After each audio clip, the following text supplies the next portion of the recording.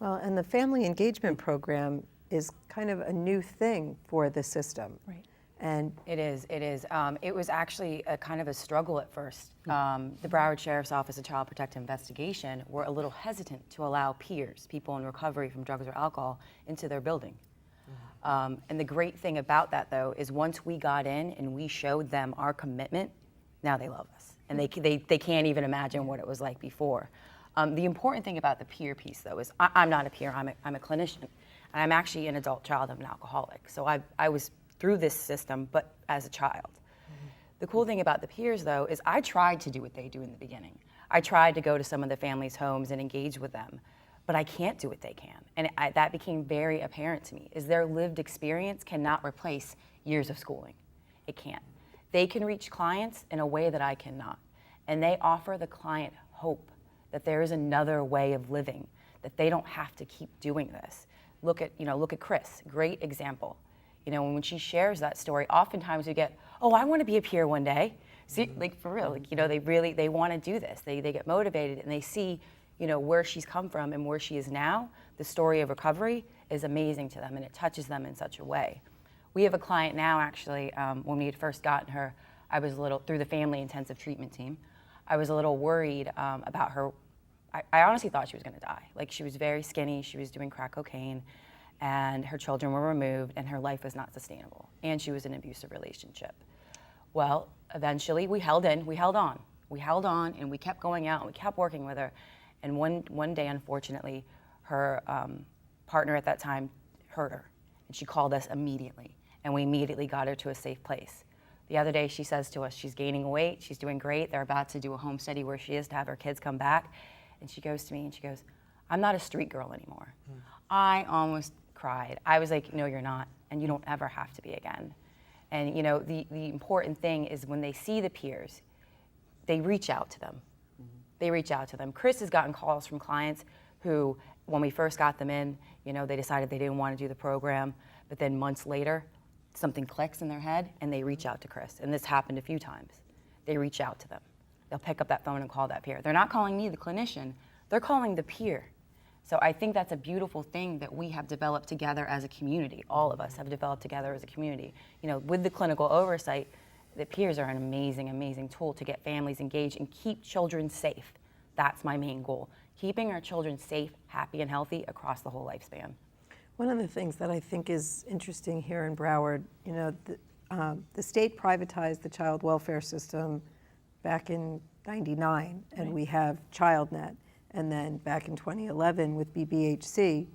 And I'll tell you, my first reaction was, oh, they're just trying to offload the financial responsibility to the local community. They think if it's a nonprofit, then folks will donate money, and that's really the goal behind it. I still think that was the goal behind it, but in Broward, what's come out as a result has really been remarkable. The work that ChildNet's been able to do, the work that BBHC has been able to do in a much shorter time already in working together and working with partners such as the Children's Services Council and Henderson and the many agencies is really keeping children in the forefront of the decision making. And Sylvia, how do you see it different being a nonprofit versus being a government agency? Do you think there's a difference to it? Oh, yes. And I can talk about that because I used to work for the government, so I can share a little bit about that. I think that the positive side of the non-for-profit is that, number one, you can execute things much, much faster, because in any government entity, the bureaucracy of doing things takes a little longer.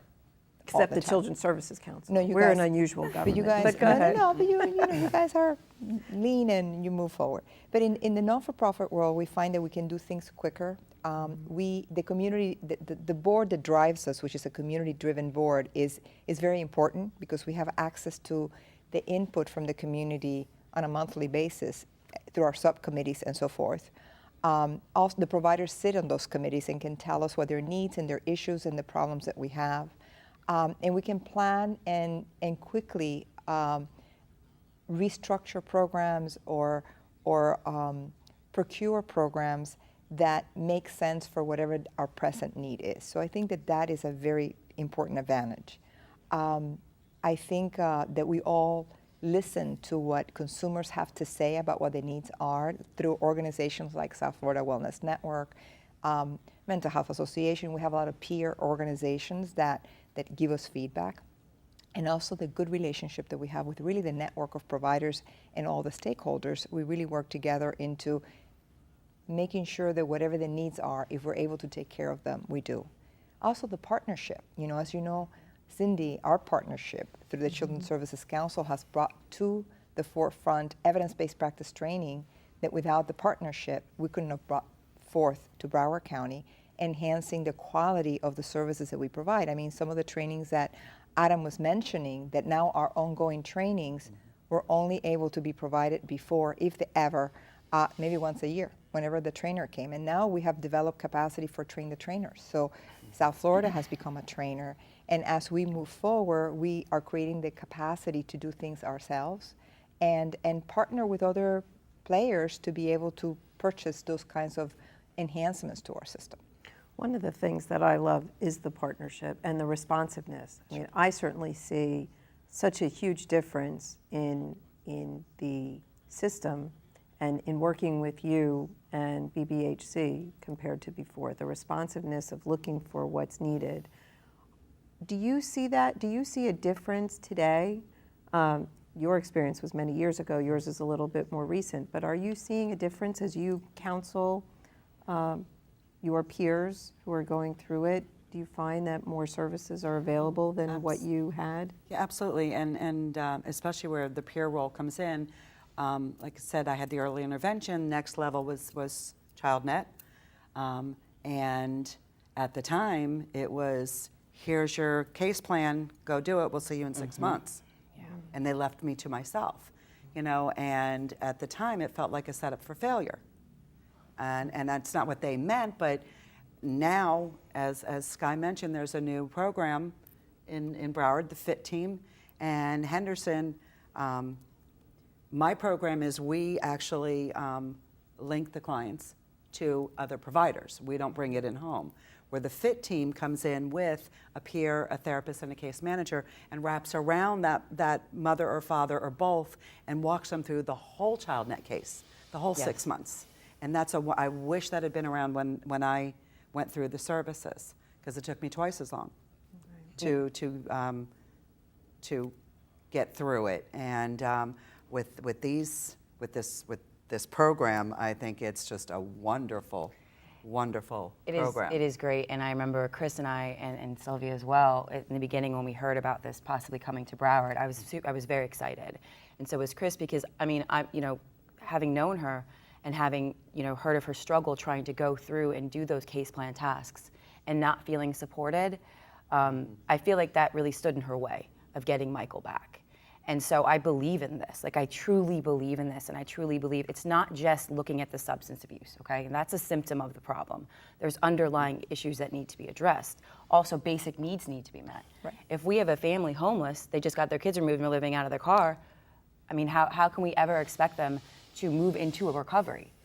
So we only have a couple of minutes, about 2 minutes left, and I really don't want to lose the opportunity. If there's somebody out there who's watching this show and they need help, what's the best way? I mean, you're coming in there with the FIT team because a call was made into CPIS, so I imagine a referral has to be made.